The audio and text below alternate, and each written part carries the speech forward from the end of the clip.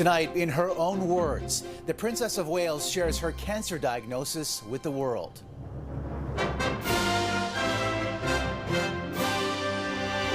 This, of course, came as a huge shock. Undergoing treatment. Tests after the operation found cancer had been present. And going public after weeks of speculation. A horrifying massacre inside a Russian concert hall.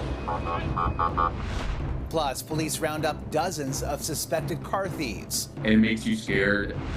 Also, winter's defiant last stand.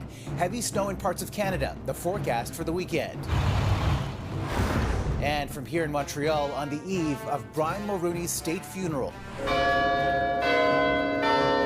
Public reflections and private memories. I don't think we can ever express what a great father he was.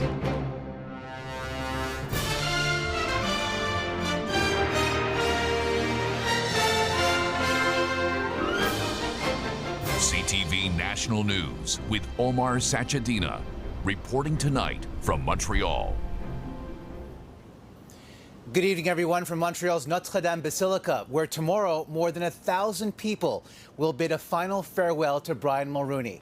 We'll get to that in just a moment, but we begin tonight with the royal revelation and an indiscriminate disease the former Prime Minister was all too familiar with. One we learned today has now also attacked the Princess of Wales. It has taken us time to explain everything to George, Charlotte and Louis in a way that's appropriate for them and to reassure them that I'm going to be okay. The 42-year-old shared her diagnosis today in a video that was recorded earlier this week, following weeks of wild speculation and conspiracy theories having to do with her whereabouts. In Canada, 2 in 5 people will develop the disease in their lifetimes. And while the type and staging of the princess's cancer is not known, she also offered support to the millions around the world who are fighting the same battle she is. CTV's Andrew Johnson with her message. It has been an incredibly tough couple of months for our entire family. Straight from Catherine, Princess of Wales, the details of a devastating diagnosis. In January, I underwent major abdominal surgery in London, and at the time, it was thought that my condition was non-cancerous. The surgery was successful. However, tests after the operation found cancer had been present. Those stunning words and months of worldwide speculation over the disappearance of the 42-year-old princess from public view. This, of course, came as a huge shock. And William and I have been doing everything we can to process and manage this privately for the sake of our young family. Kate Middleton does not reveal in the video what type of cancer doctors found, but confirms she is now in the early stages of a course of preventative chemotherapy. Recovery time after chemotherapy varies tremendously, but it's usually on the order of months. Within minutes of the release of the video, support for the princess poured in from around the world. Justin Trudeau posting to X, on behalf of Canadians, I'm sending my support as she undergoes treatment. We're all wishing for a swift recovery. Prince Harry and Meghan said they hoped Kate and her family could heal privately and in peace. From Kate's brother James Middleton, a touching childhood photo, and the words, "Over the years we have climbed many mountains together. As a family, we will climb this one with you too." And from Kate herself, a message of support for the millions of others dealing with the same diagnosis. For everyone facing this disease, in whatever form, please do not lose faith or hope. You are not alone. Kate's diagnosis is the third to rock the royals. The king revealed he had cancer just last month, and today praised Catherine's courage. And Sarah Ferguson, the ex-wife of Prince Andrew, is dealing with a serious form of skin cancer. A heavy load for any family, Omar, royal or not. A painful and difficult time. All right, Andrew, thank you. Turning now to the mayhem in Moscow tonight. Gunmen stormed a concert hall ahead of what appeared to be a sold-out show with an audience of thousands. At least 60 people are dead in what Russian officials are investigating as a terrorist attack. CTV's Judy Trin on the chaos and who is claiming responsibility. In a panic, concertgoers scream, "Shut the door!" But it's too late. Gunmen burst into the auditorium of the Crocus City Hall and opened fire with automatic weapons. This man was sitting in the balcony when the gunshots rang out. I saw how the terrorists came and started shooting everyone. Then they threw a Molotov cocktail. Video shows a huge fire in the entertainment complex, which is attached to a shopping mall. After several hours, the roof collapsed. There are many dead and wounded. A fire has started now, says a second witness, only to find the doors locked. Instead, they were forced to hide in the basement of the building until they could be rescued by emergency services. Russian media is reporting dozens of deaths and at least 140 people wounded. Among the victims, children and teenagers. Surveillance video shows at least 4 assailants. Late Friday, the Islamic State terror group claimed responsibility. 2 weeks before this attack, the U.S. Embassy issued an alert that it was monitoring reports that extremists have imminent plans to target large gatherings in Moscow. Today, condolences and another warning from the White House. This is going to be a tough day, so our thoughts are with them. You might have also seen, hopefully you saw the State Department, our embassy there, put out a notice to all Americans in Moscow to avoid any large gathering, concerts, obviously shopping malls, anything like that, just for their own safety. Meanwhile, Moscow remains on high alert. The Kremlin says President Vladimir Putin is being updated on the situation, while the mayor has canceled all public gatherings in the capital city for this weekend. Omar. All right, Judy, thank you. And just hours before that attack, Russia unleashed what is likely its largest barrage of strikes on Ukraine's energy system. Missiles hit the country's biggest hydroelectric dam and power plants. More than 1 million people were plunged into darkness, and at least 5 were killed. To another conflict now, and a push by the U.S. for an immediate ceasefire in Gaza tied to the release of Israeli hostages has failed at the UN Security Council. Those against. Russia and China vetoed the resolution, which included some of Washington's strongest language since the war began. Again today, the U.S. Secretary of State warned Israel against a major military ground operation in Rafah, where more than 1 million civilians are crammed. It risks further isolating Israel around the world and jeopardizing its long-term security and standing. Israeli Prime Minister Benjamin Netanyahu says Israel will proceed with its plans on Rafah with or without U.S. support. Back here in Montreal, more Canadians reflected on the life and legacy of Brian Moroni ahead of tomorrow's state funeral inside Notre Dame Basilica behind me. CTV's Heather Butts is at St. Patrick's, about 15 minutes away from here, where the former Prime Minister has been lying in repose. Heather. Omar, a bitter wind has been sweeping through this city all day, but the cold didn't stop a steady stream of people from paying their respects to the former Prime Minister. St. Patrick's Basilica sits in the heart of Montreal. Rich with history and culture, it has long served the Irish community, a gathering place for many occasions. This week, it's where mourners have come to pay their respects, strangers, friends, and family. Just to pay our respects for our uncle, and first of all, as for us, he's a human being. He's part of our family. I'm getting emotional as we're talking, actually. This basilica, once a place of celebration for the Mulroney family, hosting Ben Mulroney's wedding and confirmation for Nicholas. Today, the signs of sorrow and grief on the face of Mila Mulroney, honoring her late husband and comforting family before greeting visitors for a 4th and final day. People from Vancouver, people from Nunavut. Like the woman from Nunavut said, your dad helped create Nunavut, so I had to be here. There's no formula for a state funeral. No two are the same. Organizers say many of the details this week were a family decision, sharing private moments in a very public way. It is remarkable the stamina it shows. It is remarkable for the individuals that come in to pay their respects because they're not necessarily expecting it. Small gestures like him, he was a great man. He was a very kind man. He was down to earth. Armand Mackenzie worked for Brian Mulroney in the late 80s as a young law student. He was a great man. He did a lot of good deeds for the country, but also for the the First Nations communities or Indigenous peoples in Canada. Tomorrow's service will weave together religious elements, music, and several eulogies. A farewell not only to a former prime minister, but a husband, father, and grandfather. A procession will leave from here at St. Patrick's tomorrow morning and travel a few blocks to Notre Dame Basilica for the funeral. It will be a very solemn day, Omar, but also a celebration of Canadian life and history. And all of it unfolding in a landmark also steeped in so much history. All right, Heather, thank you. You heard briefly from Mark Moroni in Heather's report. I had the chance to sit down with him for an extensive conversation about his father. Here is some of what he had to say. As his son, what will you most miss about him? He was always there, and I said this earlier about when we were kids.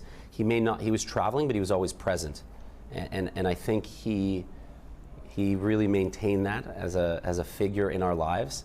Each one of the grandkids, there's 16 grandkids. I mean, Caroline's kids are, 20 all the way down to Nicholas's daughter Lily, who's 1.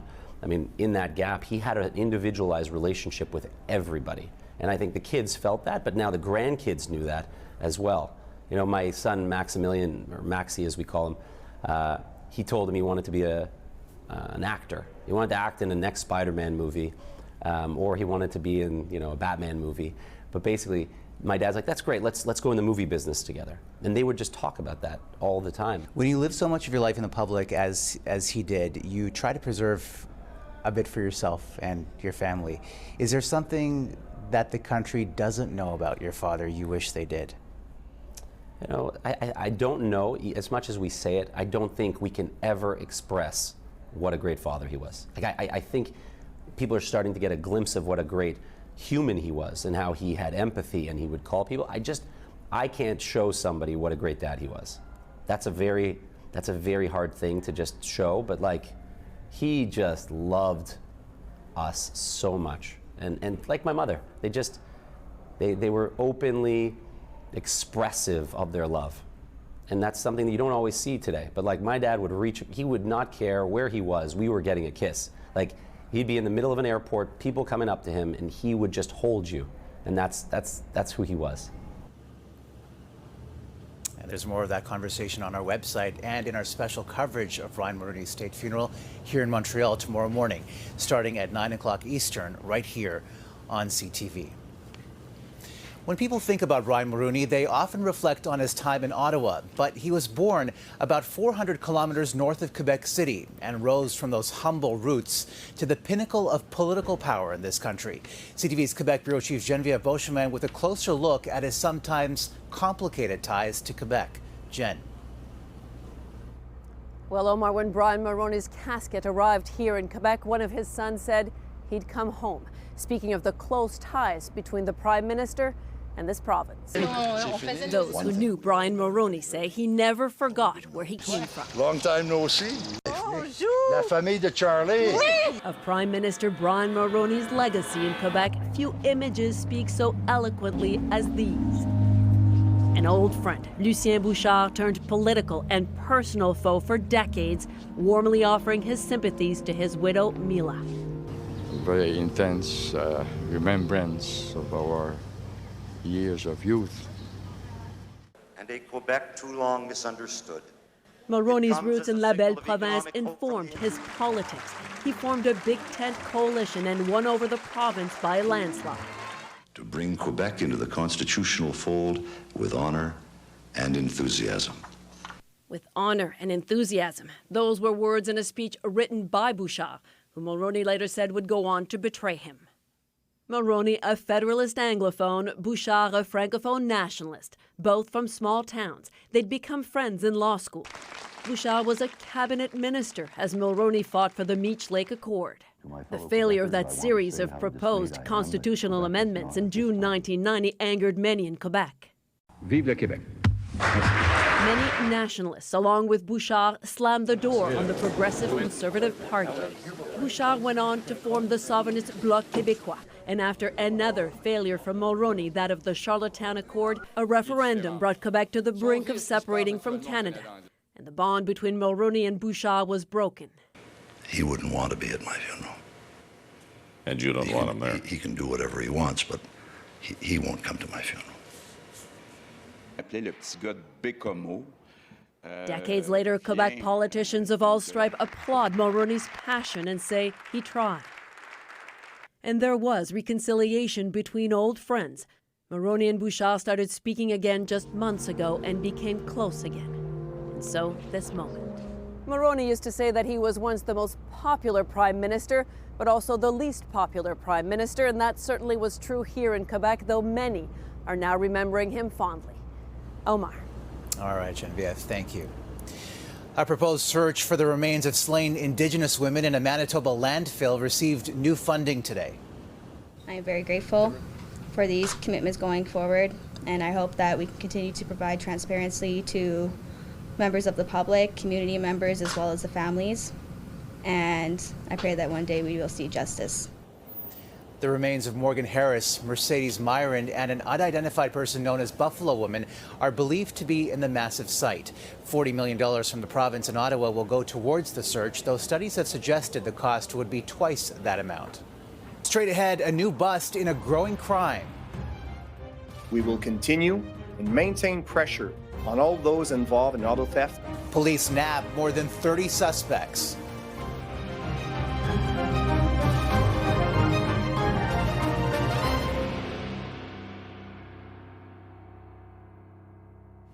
Dozens of suspected car thieves, the youngest just 16 years old, have been arrested in a major police operation cracking down on auto theft across Ontario and Quebec. Police today revealing thousands of vehicles have been stolen in Ontario within a matter of weeks. CTV's Adrian Gobriel has more on where they're all going. The early morning hours of March 7th, downtown Toronto, two masked individuals popped the hood of this vehicle, managed to unlock the passenger door. Minutes later, they drive away with Josh Carducci's 2023 Jeep Wrangler. First thing that goes through your head is never, oh yeah, my car was stolen. First thing that went through my head was, oh, did I park somewhere last night? Unfortunately, it was stolen, though it wouldn't be the last time Carducci would see his Jeep out on the road. I was just issued a $180 speeding ticket issued to me from the people who stole my car. He received this notice in the mail. His Jeep was photographed speeding by a traffic camera 36 hours after it was stolen. Like, super infuriating. His Jeep is one of 3,000 vehicles stolen across Ontario in the last 7 weeks. The eye-opening statistic was shared by police in Ontario today, who announced that 34 people were arrested in the past week, some as young as 16 years old, allegedly connected to dozens of vehicle thefts. We are seeing a trend where individuals are offending in Ontario while residing in Quebec. Increasingly, police say the number of vehicles stolen in the Greater Toronto Area are being transported to Quebec and shipped out of the region through the port in Montreal. It's a $1.2 billion illegal business that's growing across parts of the country. Between 2021 and 2023, auto thefts rose 57% in Quebec, 48% in Ontario, 34% in Atlantic Canada, and 18% in Alberta. When I do get in the new car, how am I going to prevent this from getting stolen again? Carducci has been left to wonder how his vehicle tucked away in the back of a quiet laneway became a target. It makes you scared as to, like, what else do they know? How long were they following me? After his insurance claim, Carducci says he's still going to be out of pocket thousands of dollars if he purchases a new vehicle. As for the parting gift that came in the form of a speeding ticket, Omar, he says he's going to have to go to court to fight it. All right, Adrian, thanks. Coming up, a spring snowstorm in eastern Canada.